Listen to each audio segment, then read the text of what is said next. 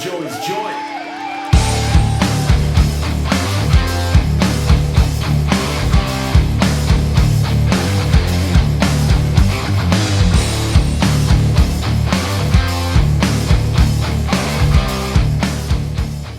Uncle Stu.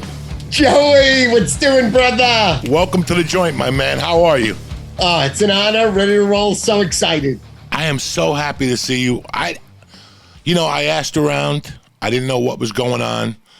I talked to some of the boys from the sports advisors from time to time. They come to the shows. I didn't even know you were in the business at all anymore. Wow. I moved to New York. I put on, Right. I see you on Twitter. I follow you, and you're fucking great. I've been following you, retweeting the games for the week. You are a fucking professional, man. What's happening?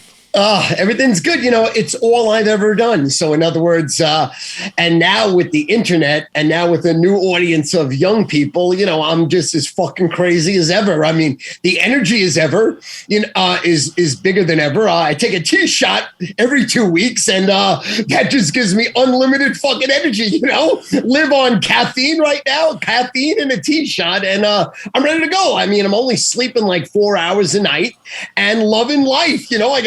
I got four men that live with me, my kids, 32, 30, 26, 22, and three of the four live with me, and total insanity. Everybody's partying every day, drinking every day, you know, getting fucked up, and, it's a great life. It's a great fucking life, you know. And you're smoking 50 blunts a day, 9 cups of Starbucks coffee. How the fuck do you do this? I'm Cuban. I was doing 8 shots of espresso in L.A. a day. Nice. 4 nice. at night. 4 before I went to the Comedy Store. Oh, I love it. And then I moved here and I stopped drinking espresso. Like I just drink 1 cup of coffee now. And that does it for you, huh? That does it. Throughout the day, I got to drink a Coke Zero for caffeine purposes to get the headache away. But beside that, man, you look great. I love that you put pictures of your dad. He's your fucking twin. Absolutely. So what has happened in 30 years?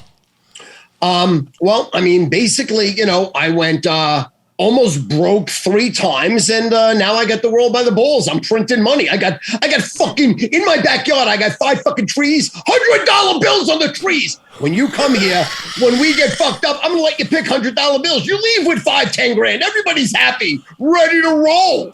Oh my God, you are insane. I mean, every day is insane. You know, even with the COVID, we got, you know, anywhere between 10 to 40 people a day running around my backyard. The house that I've been living in since 1990, that's still what I have. I worked as a landscaper when I was a kid in 7th grade, Joe, and on a 7.8 acre estate. It was the William Schwindler estate. And he was the co-founder of Grumman Aerospace with Leroy Grumman. And in World War II, in the 40s, vice presidents used to be in my basement because they were talking about, you know, how the fuck they could bomb Germany and fucking bomb Japan and win the fucking war, God willing. William Schwindler's claim to fame was the movie Apollo 13 with Tom Hanks and Gary Sinise. Well, in that movie, there's a scene where they have 2 tables and they throw all the shit on the tables. And they said to the scientists, we got to get them down. And the owner of this house, William Schwindler, got them down.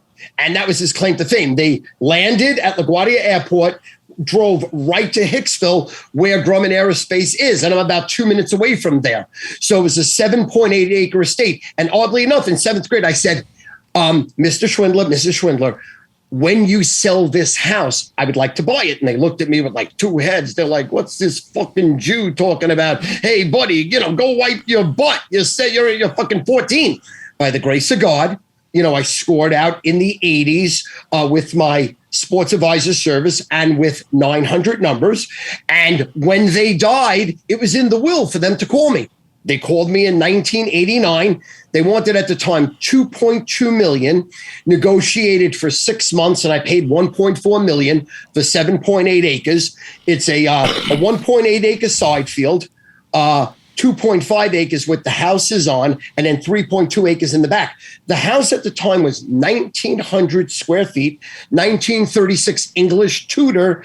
And then when I bought it, I put 800 grand into the house, 200,000 into the pool, made it 4,300 square feet, matched the brick and the slate roof from a burnt down school in Massachusetts. And I've been kicking fucking ass since. In 1994, I paid $4.8 million for a score phone operation in Atlanta, Georgia, where they were getting 48 million calls a year on 200 score phones. And at the time, before the internet, before you could get scores on your phone, before all these channels on TV gave scores, we gave scores, odds, lines, injury, weather reports, and then we inundated it with ads. I sold the back field in my backyard to a builder. Together, we built 11 houses, and we named it after my oldest son. It's called Sean Michael Court. I sold a 1.8 acre side field right next to me, and then I kept the 2.5 acres, bought the score phone, paid $4.8 million, put $800,000 down, had a note for $1.2 million per year. We wrote $10 million in 4 years. We're all by the balls. Business was evaluated at $30 million. P.S. This is nuts, Joe. This is fucking crazy. It's like Murphy's Law. My last payment to the owner, paid it. Me and Sandy go to France, party our fucking balls off, come back, and CBS Sportsline opened their website. I went in 6 months, 48 million calls, 4.8 million calls, 480,000 calls, 48,000 calls, out of fucking business. And then I had to get into other areas. So I got like professional athletes to work for me, ex-coaches, ex-players, and I promoted them. And then that didn't work. And then the internet almost put me out of business. And I floundered probably from 1999, 2000 to 2010 on the balls of my ass. I couldn't afford water for my kids. And I just grinded. I begged, borrowed, and stealed, borrowed money from everybody I ever fucking met, borrowed money from the mafia, didn't pay my taxes. I dug a $7 million hole because I didn't want to lose my life and my lifestyle. I was advised, go out of business, bankrupt yourself, wipe it out, and start again. I'm like, well, A, can't beat the mafia out of money because they'll put a gun in my mouth and kill me. B, government ain't going away. And C, I can't fuck friends. My sister-in-law lent me money. Every friend I ever met. P.S. By 2018, I paid every fucking penny back. $7 million fucking dollars. And then by the grace of God, Dave Portnoy, who owns Barstool Sports, called me and said, Stu, me and my father used to watch you in the 90s on the Sports Advisors. We fucking love you. We don't like you. We love you. We want to bring back your Sports Advisors show, rebranded Barstool Sports Advisors. And then in 2006, they used my TV show in the movie Two for the Money. Al Pacino played me. Rene Russo played my wife. Matthew McConaughey in real life played a disgruntled employee that worked for me. And in that movie, Al Pacino... MD? Yeah, exactly. Yeah. Al Pacino, Matthew McConaughey, and Jeremy Piven were on my TV show. So basically now I'm like the hottest fucking thing in the world. I'm not as hot as you. I'm not as good looking as you, but I'm fucking hot as shit. Just like you said the other day, you go to a Carvel, your mom. I can't go anywhere without people. And by the grace of God, listen, if I was fucking my wife and someone wanted to take a picture, I would tell my wife, honey, hold on, and I'll take the picture. Because this is like living a storybook life.